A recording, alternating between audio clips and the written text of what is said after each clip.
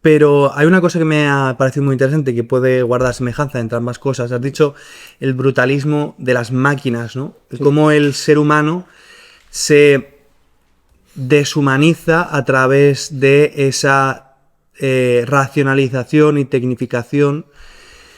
Y hay una cosa que ha comentado Dani muy interesante, que es que hemos creído en la modernidad que solo teniendo el sistema métrico, por así decirlo, en general un método de descripción cuantificable del entorno, ya era suficiente para comunicarnos, pero si desaparece un sistema métrico común, metafórico, simbólico, ¿no? Como ha dicho, el sistema simbólico que de alguna forma subyace a cualquier lenguaje a través del cual nos podamos comunicar, bien sean las lenguas a través de las que nos expresamos o un lenguaje cuantificador del entorno, no hay posibilidad de comunicación real, porque los seres humanos no pueden ser reducidos a lógicas instrumentales.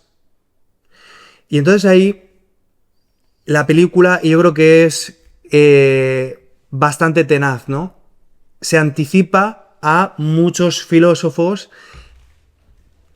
que yo me he apuntado aquí uno, viendo la película con el que me he inspirado, que es Horkheimer, que tiene un libro que es del año 60, de los años 60, que se llama Crítica de la razón instrumental, ¿no?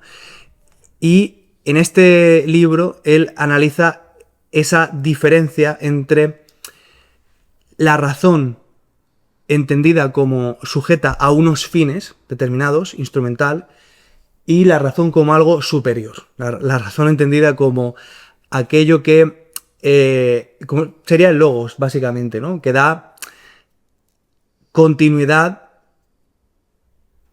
a las cosas, ¿no? Aquello que hace que las cosas estén en armonía, funcionen, florezcan, etcétera, ¿no?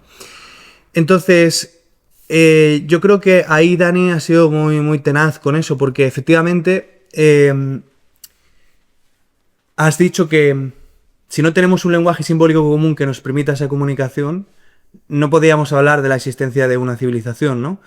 Y yo creo que en Occidente llevamos un proceso de declive y de fragmentación de ese lenguaje simbólico común que en términos prácticos se traduce en distintos sistemas de valores.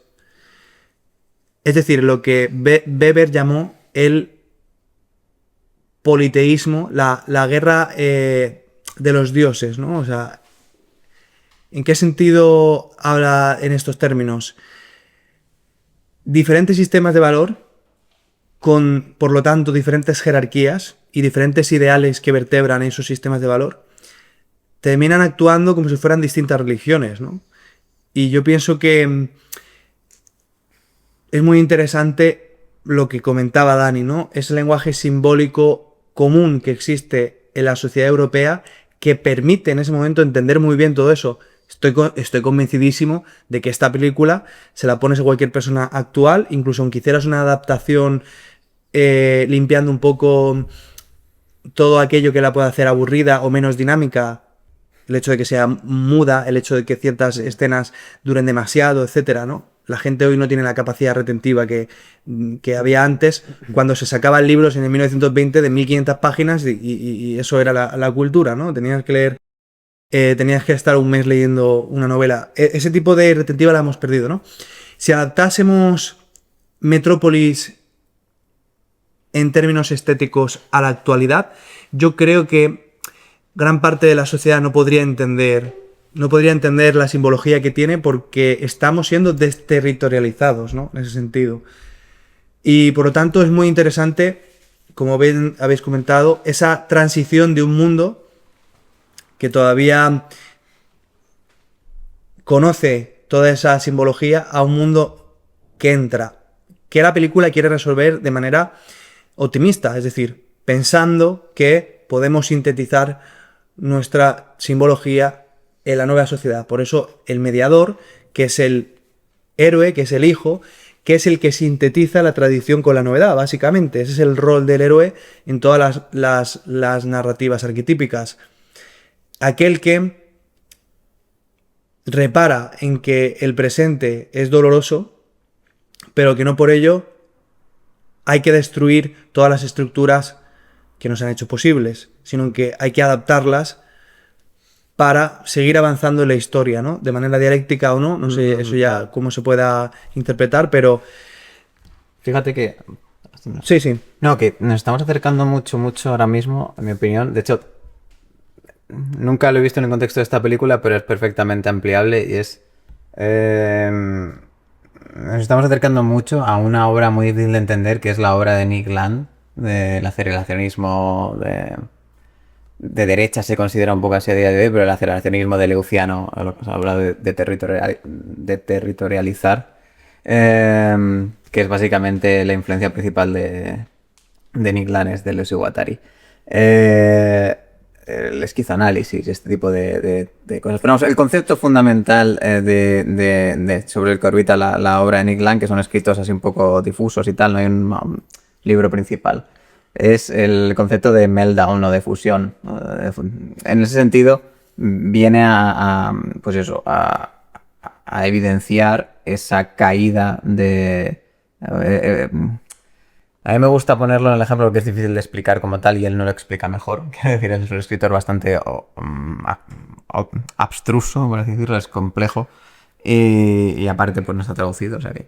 Pero vamos, él lo que trata de exponer con el meltdown, la fusión, es, imaginemos que un reactor no Chernóbil, ¿no? Se ha quedado sin los métodos de contención y poco a poco eso está fundiéndose el material reactivo y está petando, ¿no? Se puede hacer esa suerte de paralelismo con la cultura y con la desintegración de ese vehículo simbólico común, que sería como el reactor, ¿no? Que cuando está funcionando mantiene la energía de toda la civilización, pero cuando no, solo queda destruirlo, ¿no? Y apagarlo, ¿sabes? Lo más rápido posible. De ahí un poco la conclusión es aceleracionistas. Que si bien probablemente si me pregunten no esté de acuerdo, pero el análisis sí que me parece interesante. También es tiene un origen, en mi opinión, pues lo mismo que Nietzsche también es otro autor que es similar en este análisis y que también creo que viene al caso y que en la película también digamos que destila algún tipo de enfoque nietzscheano o alemán en ese sentido de decir la cultura como tal y el modo que tenemos de expresar los mensajes, los valores. Pero los valores no me refiero a una virtud concreta, sino los valores, es decir, el valor de los mensajes. El propio lenguaje como tal está destruyéndose y el lenguaje simbólico con él. Es decir, hoy en día, no sé, es que hablabas de leer novelas largas hace 100 años y bueno... este dinamismo que podemos redinamizar la película, no sé qué, pero es que esa propia redinamización de la película cambiaría el valor simbólico de la película y lo traduciría a un valor pues más apagado, ¿no? O sea, menos dinámico en el fondo, o sea, menos rico. Y la cuestión ya no es eso, es como hoy en día se habla mucho de pues sí, Netflix, no sé qué tal las series, pero yo creo que justamente hoy en día cuanto más joven es la población o la gente, menos capaces siquiera de ver una serie. O sea, si era una serie de 60 capítulos, las series ahora las hacen de 6 capítulos, macho. Sacan temporadas ridículas. Porque a la gente le cuesta mantener ese tipo de hilo y de tramas, aunque sean muy dinámicas y tal. Simplemente probablemente porque estamos perdiendo el hilo conductor que nos permite comunicarnos siquiera. Porque al final el lenguaje es el vehículo de la cultura, ¿no? Y el lenguaje es como ese marco. De hecho, tampoco quiero que elevemos el tono del podcast con una filosofía extrema. De hecho, creo que es un nivel que es muy difícil de seguir, ¿no? Pero el lenguaje nos sirve como ese vehículo que, quiero decir, no hay sistema métrico decimal sin lenguaje. Y no hay lenguaje si no asumimos que hay una riqueza simbólica compartida.